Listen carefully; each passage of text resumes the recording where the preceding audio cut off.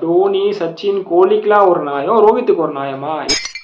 அப்போ அந்த சீரீஸ் முழுக்க சச்சின் டெண்டுல்கர் 112 ரன் தான் அடிச்சிருக்காரு. டெஸ்ட் கண்டிப்பா ரோஹித் சர்மா இருக்க மாட்டாரு, தெரிஞ்சு போச்சு. ஏன்னா ஸ்லிப் ப்ராக்டிஸ் செஷன்லையும் ரோஹித் சர்மா பேர்ல கில் இருந்தா, அதே மாதிரி பேட்டிங் ப்ராக்டிஸ் செஷன்லையும் கில் வந்துட்டாரு. ரோஹித் சர்மா பார்க்கவே முடியல.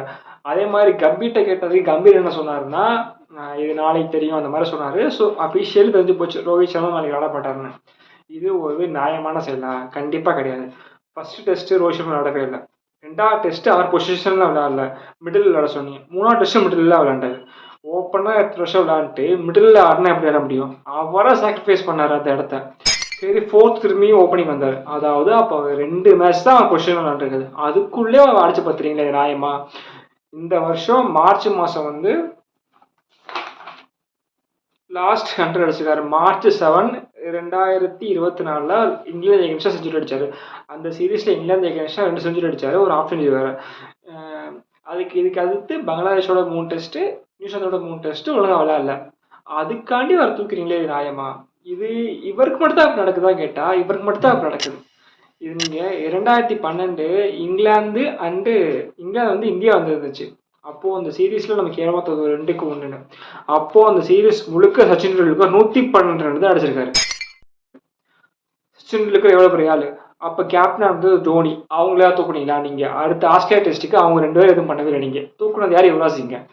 ஸோ இந்த மாதிரி உங்களுக்கு பலிக்கடா தேவை, அவ்வளவுதான்.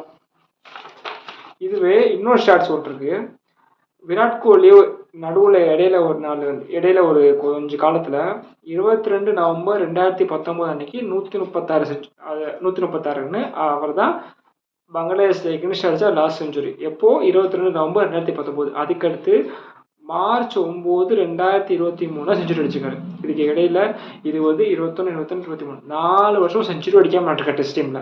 அப்பெல்லாம் உங்களுக்கு தெரியல. ஏன்னா அப்ப டீம் ஜெயிச்சு இப்போ தோக்கறனால ஒரு பலிக்கடை தெரியுது. அதுவும் நீங்க கேப்டனே பலிக்கடை ஆக்குறீங்க. தோனி டெஸ்ட் செஞ்சுரி எப்போ லாஸ்ட் அடிச்சா 224 ரன்னு 22 பிப்ரவரி 2013. அதுக்கடுத்து அவர் வந்து செஞ்சுரி அடிக்கல, அவர் ரிட்டையர் ஆகிற வரைக்கும். தோனி லாஸ்ட் ஓடிஐ செஞ்சுரி அடிச்சு 2017.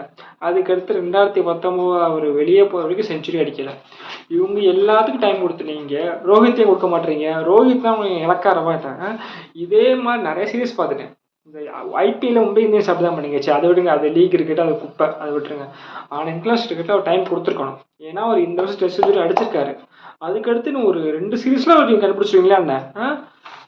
அதே மாதிரி வந்து இந்த வருஷம் ஓடிஐல அதிகம் அடிச்சது ரோஹித் சர்மா தான். 3 மேட்ச் தான் விளாண்டுருக்கோம். 157 ரன்னு 52 ஆவரேஜ் அடிச்சிருக்காரு. இந்த வருஷம் ஓவரால் ஹையஸ்ட் ரன்ஸ் யாரு பார்த்தீங்கன்னா, அதை விடுங்க, டெஸ்ட்ல யார் ஹையஸ்ட் ரன்ஸ் இந்த வருஷம் பார்த்தீங்கன்னா, ஜெய்ஸ்வால் 1478 ரன்னு 15 இன்னிங்ஸ்ல. கில்லு 12ல் 866 ரன்னு. அதுக்கடுத்து ரோஹித் தான் 14 மேட்சுக்கு 619 ரன்னு. என்னடா இந்த சீரீஸ்ல நீங்க சேர்த்தா 31 ரன் தான் அவர் அடிச்சிருக்காரு நீங்க சொல்றபடி. அப்பனா இந்த வருஷத்துல எவ்வளவு ரன் அடிச்சிருக்காரு? நீங்க அதை கூட டைம் கொடுக்கணும்ல. டோனி, சச்சின், கோலிக்குலாம் ஒரு நியாயம், ரோஹித்துக்கு ஒரு நியாயமா? இது தவறான செயல். நீங்க ஃபோர்ஸ்ஃபுல்லா அனுப்புறது ரொம்ப தப்பு. 5th டெஸ்ட்ல அவன் ஒரு வருஷம் ஜெயிச்சிருவீங்களா என்ன? சரி, அவன் பர்ஃபார்மன்ஸ் பண்ணல, அவனை தவிர டீம்ல பர்ஃபார்மன்ஸ் பண்ணல. பும்ராவை தவிர யாரும் நல்லா என்ன சொல்லுங்க? கோலி ஒரு செஞ்சுரி தான் அடிச்சாரு. ஜெய்ஸ்வால் கொஞ்சம் வந்து அடிச்சாரு. ஜெய்ஸ்வால் கோலியை விட்டுருங்க. கோலிக்கு அடிக்கவே இல்லை, ரிஷப் பண்ட் அடிக்கவே இல்லை, நடுவில் கேரளாவும் அடிக்கவே இல்லை தான். ஃபர்ஸ்ட் டெஸ்ட் தான் அடிச்சாரு. ஸோ இவங்கெல்லாம் வந்து பெர்ஃபார்ம் பண்ணும்போது, கோலி பெர்ஃபார்ம் பண்ணும்போது மித்த டீம் பெர்ஃபார்ம் பண்ணனால அது வெளியே தெரியல. அதே மாதிரி தான் இப்போ யாரே பண்ணலை. அதுக்காண்டி ஒரு பலிக்கடை வேணும்னு சொல்லி ரோஹித் சர்மா அனுப்புறது வந்து மிகப்பெரிய தவறான செயல். இது என்னை பொறுத்தவரைக்கும் மிகப்பெரிய தவறு. ஓகே, இதை பற்றி உங்கள் கருத்தை கமெண்ட் பண்ணுங்க.